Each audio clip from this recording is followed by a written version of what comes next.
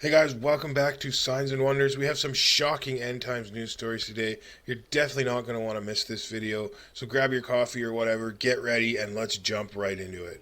Our first story hits close to home as outrage ensues over Biden celebrating Transgender Day of Visibility on Easter.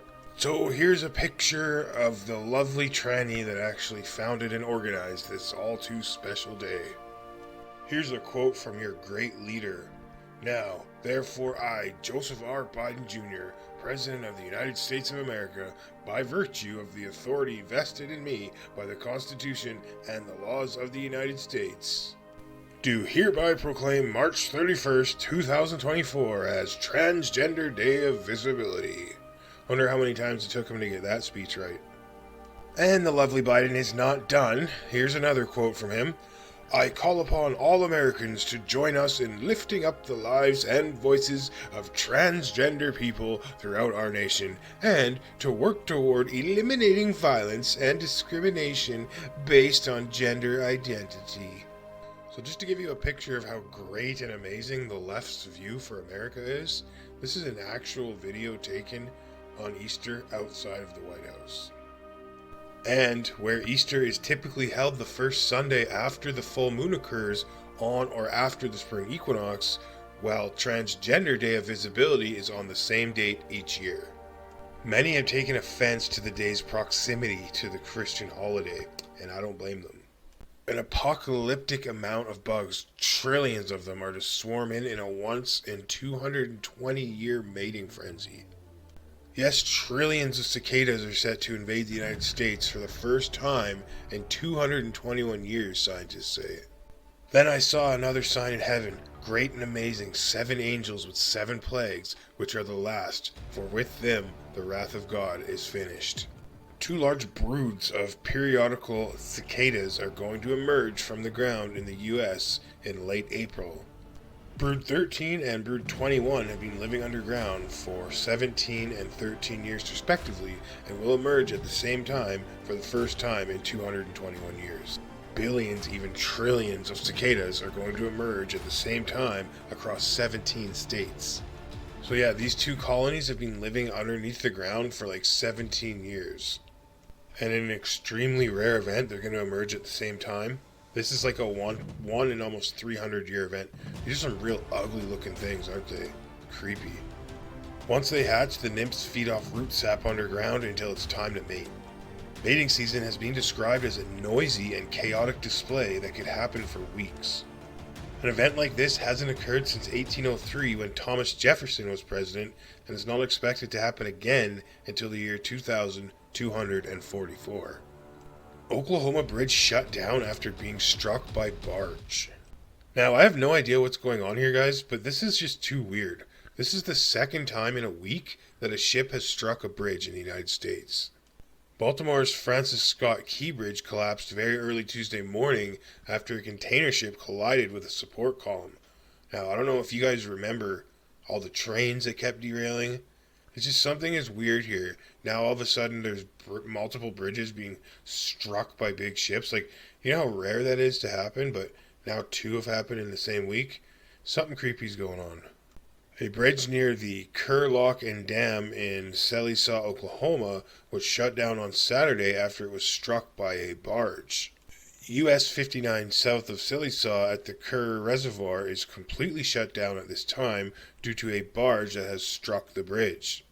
The bridge is going to be shut down until inspections of it can be made. Flash flood warnings issued in Los Angeles amid atmospheric river storm. Millions in the Los Angeles and San Diego area were under flash flood warnings on Saturday as the latest in a band of heavy rainfall soaked Southern California. A strong area of low pressure continues to swirl along the California coast, peppering southern portions of the state with moderate to heavy rain showers and even mountain snow. In addition to the continued threat of flash flooding, the potential for landslides remains high throughout Southern California. About 2.5 million residents around the San Diego metro were under a flash flood warning on Sunday. The heavy rainfall in San Diego caused a section of the road to collapse in the city's Little Italy neighborhood. In addition to the flooding rainfall, a brief tornado warning was issued for Santa Barbara County just before 1:30 a.m. Saturday after Doppler radar indicated rotation in a passing thunderstorm. Italian journalist beaten in French Islamic no-go zone. Police blame victims for not adhering to Sharia law. It was really hard for me to report this story, guys. Just the level of disgust and anger with the local police department and everything that's going on over there is just, it's atrocious. But here we go. So, Italian news reporter Eugene Fori, sorry, it's an Italian name, hard for me to pronounce. She was injured in a violent attack by Muslim men outside a mosque in Robux, France. She recounted a policewoman's chilling words at the station. This is what the police said to her after they were assaulted. The police said, "That's their territory. If you had worn the veil, probably none of this would have happened."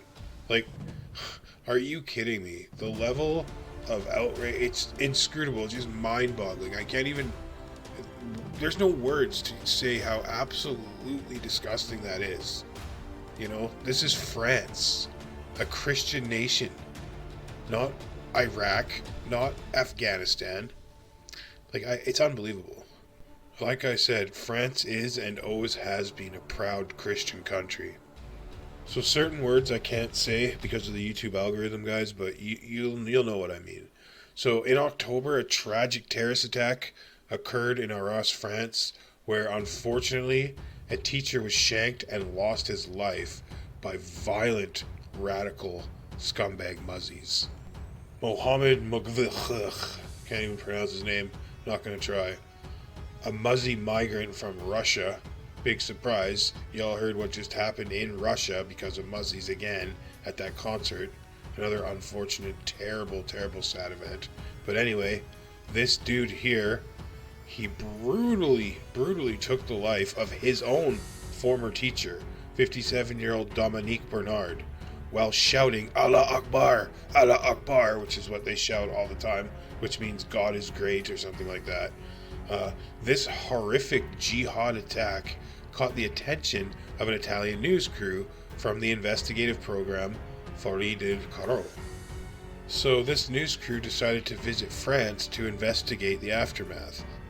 Now, specifically, they explored what's called no-go zones. These are areas dominated by Islamic supremacists over which the state has little or no control, which is just absurd to think that these areas exist in a European Christian nation.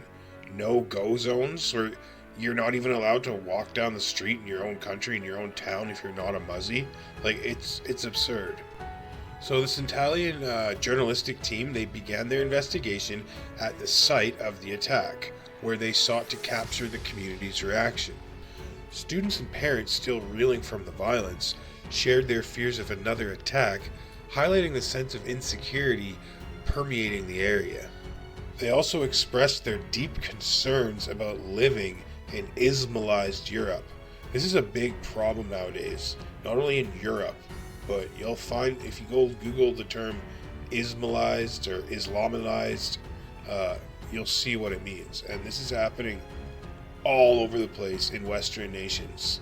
And I blame liberal woke society.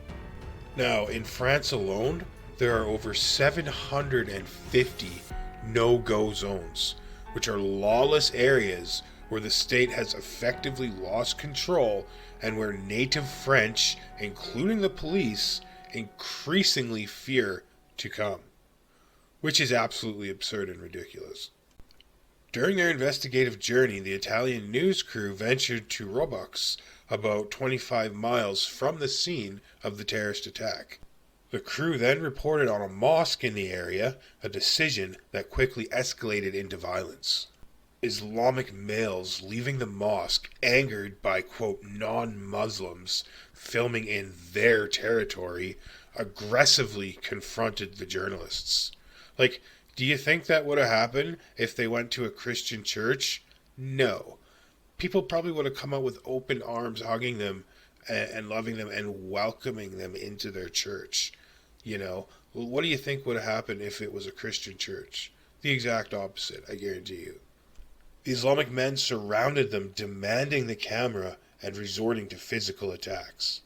Despite pleas of innocence and cries for help, the journalists faced relentless violence, leaving them battered and traumatized. Here's a video of the incident that happened now. Unfortunately, I can't show you the full video because it's YouTube. But if you just type this in, you can find the full video.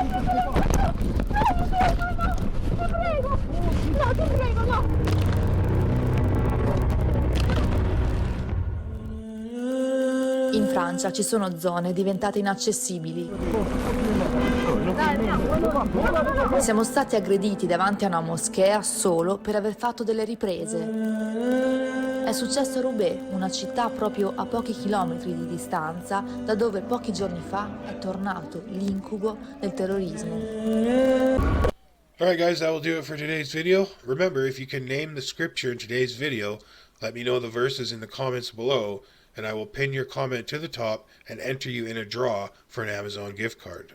You can get a hold of me through Discord, which you can find with other links in the video description below, so check out all the links below, guys. And as always, thank you so much for watching. God bless you all.